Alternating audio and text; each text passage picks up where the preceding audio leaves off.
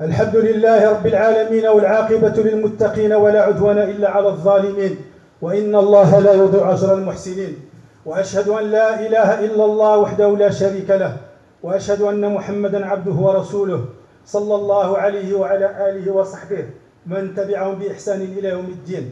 أما بعد, frères et sœurs en islam, je vous recommande la piété ainsi qu'à moi-même. Ceux qui craignent Allah ont certainement réussi dans ce bas monde et dans l'au-delà. Et sachez que la parole la plus véridique est le livre d'Allah Azza wa Jal. Et la meilleure guidée est la guidée de Muhammad sallallahu alayhi wa sallam. Et les pires choses sont celles qui sont inventées dans la religion. Et toute invention, toute innovation est une hérésie. Et toute hérésie est un égarement. Et tout égarement est dans le feu de l'enfer, qu'Allah nous en préserve. Serviteurs et servantes d'Allah, les grands péchés sont la cause du malheur, du mal et du châtiment dans ce monde et dans l'autre. Et le pire des péchés est celui dont les dégâts sont les plus grands et qui représente un danger.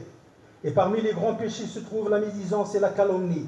Allah Azza wa Jal a interdit ces deux péchés dans son livre et sur la langue de son messager sallallahu alayhi wa sallam, car ils corrompent les cœurs, ils les séparent, ils répandent le mal, provoquent les problèmes, et celui qui commet ces péchés regrettera un jour où il ne lui servira à rien de regretter. La médisance et la calomnie engendrent la dispute, la haine et la jalousie.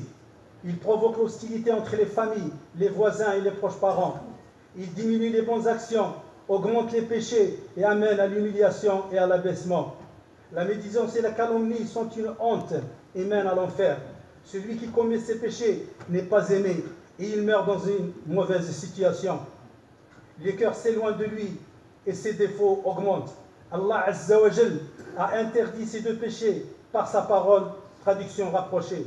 Ô vous qui avez cru, évitez beaucoup de conjectures, de soupçons. Certaines conjectures sont un péché. Ne vous espionnez pas et ne me disiez pas les uns des autres. Est-ce que l'un de vous aimerait manger la chair du cadavre de son frère? Cela vous répugne évidemment. Craignez pieusement Allah. Allah agrée toujours le retour des repentis et il est infiniment miséricordieux. C'est une interdiction qui pousse à s'éloigner de la médisance, car Allah Azza wa Jalla a comparé le médisant à celui qui mange la chair du cadavre de son frère. Donc si le médisant déteste de manger la chair du cadavre de son frère musulman, il ne doit pas alors manger sa chair alors qu'il est vivant, en le médisant et en le calomniant. Car la médisance correspond à manger sa chair alors qu'il est vivant. Si le musulman réfléchit à cette comparaison, cela suffit pour lui, pour qu'il s'éloigne de la médisance. Et la médisance est le fait de parler du musulman en mentionnant de son frère ou de sa sœur, en mentionnant ce qu'il déteste pendant son absence. Selon Abu Hurayrata radiyallahu anhu, le messager d'Allah sallallahu alayhi wa sallam a dit: savez-vous ce qu'est la médisance? Il dit radiyallahu anhum, Allah et son messager sont les plus savants que nous. Et il dit sallallahu alayhi wa sallam, c'est le fait de parler de ton frère en mentionnant ce qu'il déteste. Quelqu'un dit alors au messager d'Allah: et si ce que je dis à propos de mon frère est vrai? Le prophète sallallahu alayhi wa sallam lui répond: si ce que tu dis à propos de ton frère est vrai, tu auras alors commis la médisance contre lui. Et si ce n'est pas vrai, tu l'auras alors calomnié, rapporté par Muslim. Et d'après Abu Bakr radiyallahu anhu, le messager d'Allah sallallahu alayhi wa sallam a dit lors du discours qu'il prononça du grand jour de sacrifice à Mina, à l'occasion du pèlerinage à la Mecque, pèlerinage d'adieu, il a dit sallallahu alayhi wa sallam: certes, votre sang, vos biens et votre honneur sont sacrés pour vous, tout comme est sacré pour vous ce jour, ce mois et cette contrée. Ai-je bien transmis, unanimement reconnu authentique. Aux musulmans, protégez donc vos langues contre la médisance, car celui qui aura protégé sa langue contre les mauvaises paroles et accompli les bonnes actions obtiendra le succès et la réussite. Selon Sahl ibn Sa'd radiyallahu anhu, le messager d'Allah sallallahu alayhi wa sallam a dit: celui qui nous garantit ce qu'il a entre les mâchoires, c'est-à-dire sa langue, et ce qu'il a entre ses jambes, je lui assure le paradis. Le paradis, unanimement reconnu authentique. Serviteurs et servantes d'Allah, faites attention aux bévues de la langue, aux bévues de langage. Ne laissez pas la langue dire tout ce qu'elle veut, car la langue peut amener à la destruction et aux abîmes de l'enfer. Elle engendre aussi le regret et les malheurs. Selon Abu Sa'id al-Khudri radiyallahu anhu, le messager d'Allah sallallahu alayhi wa sallam a dit: lorsque le fils d'Adam se réveille, les membres de son corps disent à la langue: Crains Allah à propos de nous, car nous dépendons de toi. Si tu suis le droit chemin, nous le suivons aussi. Et si tu dévies du droit chemin, nous dévions aussi. Rapporté par Tirmidhi. Et selon Anas, radiallahu ta'ala anhu, le messager d'Allah sallallahu alayhi wa sallam a dit, lorsque j'ai fait l'ascension au ciel, je suis passé devant un groupe de personnes qui avaient des ongles en acier avec lesquels ils se déchiraient le visage et la poitrine. Je dis, qui sont ceux-là, ô Jibril? Il dit, Jibril, ce sont ceux qui mangent la chair des gens et qui parlent d'eux en mal, rapporté par Abu Daoud. Donc, chers frères et sœurs, ne pensez pas que le péché de la médisance est quelque chose de simple. Ne minimise pas la médisance, car c'est un grand péché et son danger est grave. Allah Azza wa Jalla dit à ce propos, vous croyez, traduction rapprochée, vous croyez la chose de peu d'importance, alors que pour Allah, c'est énorme. Par conséquent, serviteurs et servantes d'Allah, les dégâts de la médisance sont vastes et ses dangers sont nombreux.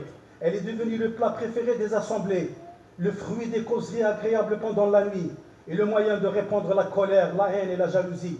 Le médisant pense peut-être qu'il cache ses défauts avec la médisance et qu'il fait du mal à celui qui l'a médit. Il n'a pas su que les dangers de la médisance vont se retourner contre lui, car le médisant est injuste. Et celui sur qui il parle subit une injustice. Et le jour du jugement, l'injuste, celui qui est victime d'une injustice, se tiendront debout devant Allah Azza wa Jal, le juge juste. À ce moment, celui qui est victime d'une injustice demandera à Allah ses droits. Alors Allah Azza wa Jal prendra des bonnes actions de l'injuste, il les lui donnera. Il prendra des péchés de celui qui est victime d'une injustice, il les jettera sur lui et qu'il le jette dans le feu de l'enfer, qu'Allah nous en préserve. Et aucun de ses amis, en ce moment-là, ne lui donnera une seule bonne action. Chacun dira, moi, moi. Chacun pensera à lui. Serviteurs et servantes d'Allah, la médisance et la calomnie sont de grands péchés que le diable a embellis à l'homme et à la femme. Celui-ci est tombé dans le piège du diable et a commis une injustice envers lui-même. Serviteurs et servantes d'Allah, la calomnie est un genre de médisance très mauvais, car c'est répandre la parole des gens pour causer la discorde entre eux. Allah Azza wa Jalla dit pour blâmer le calomniateur, traduction rapprochée, n'obéis à aucun être, ne faisant que jurer et n'inspirant que mépris, mauvaise langue et rapporteur.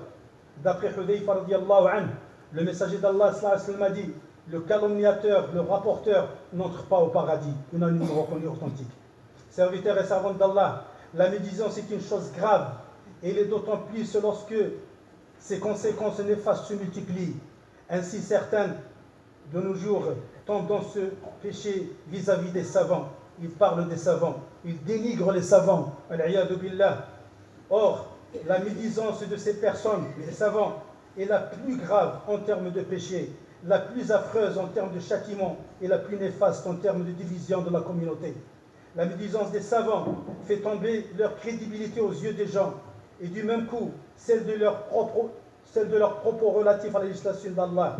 Celle-ci est alors moins appliquée et on aboutit au final à une détérioration de l'image de la religion dans l'esprit des messages, dans l'esprit des masses. Serviteurs et servantes d'Allah, sachez que la médisance fait partie des péchés majeurs. Elle n'est pas expiée par la prière, ni par le jeûne, ni par le pèlerinage. Le messager d'Allah sallallahu alayhi wa sallam a dit, les périodes comprises entre les 5 prières quotidiennes, entre 2 prières du vendredi et entre 2 mois de Ramadan consécutifs expient les péchés tant que les péchés majeurs sont évités. Autrement dit, si un péché majeur est commis entre 2 prières, celle-ci ne joue pas le rôle d'expiatoire qui est le leur.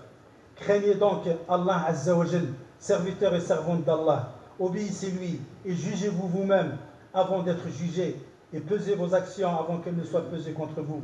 Et méfiez-vous d'un jour où vous retournerez vers Allah Azza wa Jal, puis chaque âme recevra la récompense de ce qu'elle aura accompli et ils ne subiront point aucune injustice.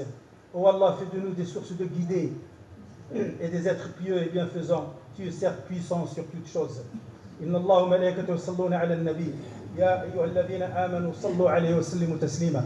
Allahumma salli ala Muhammadin wa ala ali Muhammad kama sallaita ala Ibrahim wa ala ali Ibrahim وبارك على محمد وعلى آل محمد كما باركت على إبراهيم وعلى آل إبراهيم في العالمين إنك حميد مجيد. اللهم اجمعنا عليك وفرقنا عليك، اجعل جمعنا هذا جمعا مباركا مرحوما، وتفرقنا منه تفرقا سالما، ومن الشر معصوما، ولا جعل فينا ولا منا ولا معانا لشقي ولا محروما ولا معذبا بالنار يا عزيز يا غفار. اللهم انصر الإسلام والمسلمين، أعز اللهم الإسلام والمسلمين، اجعل كلمتك هي العليا إلى يوم الدين. اللهم انصر إخواننا المسلمين في كل مكان، اللهم كن لهم وليا ونصيرا وعونا وظهيرا. لا إله إلا الله الحليم الكريم، سبحان الله رب العرش العظيم، الحمد لله رب العالمين. نسألك موجبات رحمتك وعزائم مغفرتك والعصمة من كل ذنب والسلامة من كل إثم والغنيمة من كل بر والفوز بالجنة والنجاة من النار والنجاة من النار.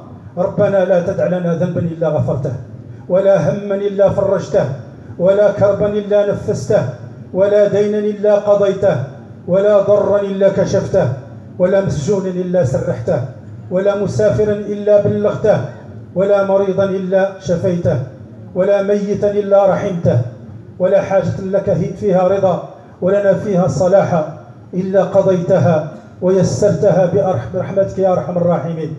اللهم اغفر لنا ولوالدينا ولوالد والدنا ولمن علمنا ولمشايخنا ولكل من له حق علينا، ولمن وصانا واستوصانا بالدعاء، وللحاضرين والغائبين من أمة محمد صلى الله عليه وسلم أجمعين. اللهم آت نفوسنا تقواها وزكيها أنت خير من زكاها، أنت وليها ومولاها. اللهم أرنا الحق حقا وارزقنا اتباعه، وأرنا الباطل باطلا وارزقنا اجتنابه. ربنا آتنا في الدنيا حسنة وفي الآخرة حسنة وقنا عذاب النار. دعاء واحد الصبي نطلب الله عز وجل بأسماء الحسنى وصفاته العليا، ونشهد أنه هو الله لا إله إلا هو الأحد الفرد الصمد الذي لم يلد ولم يولد ولم يكن له كفوا أحد. يا حنان يا منان، يا حنان يا منان، يا حنان يا منان، يا بديع السماوات والأرض، يا ذا الجلال والإكرام، يا ذا الجلال والإكرام، يا ذا الجلال والإكرام، يا ودود يا ودود يا ودود، يا رب العرش المجيد، يا فعال لما يريد، يا مبدئ يا معيد، يا مبدئ يا معيد، يا من يجيب المضطر إذا دعاه، يا من يجيب المضطر إذا دعاه ويكشف السوء، يا من يجيب المضطر إذا دعاه ويكشف السوء. اللهم اكشف عن هذا الصبي كل سوء، اللهم اخرجه سالما غانما من بين أيديهم، اللهم اخرجه سالما غانما من بين أيديهم. اللهم قر عيون والديه به يا رب العالمين. اللهم فرج عنه، اللهم اشفيه، اللهم عافيه. وصل اللهم وسلم وبارك على نبينا محمد وعلى آله وصحبه وسلم، والحمد لله رب العالمين.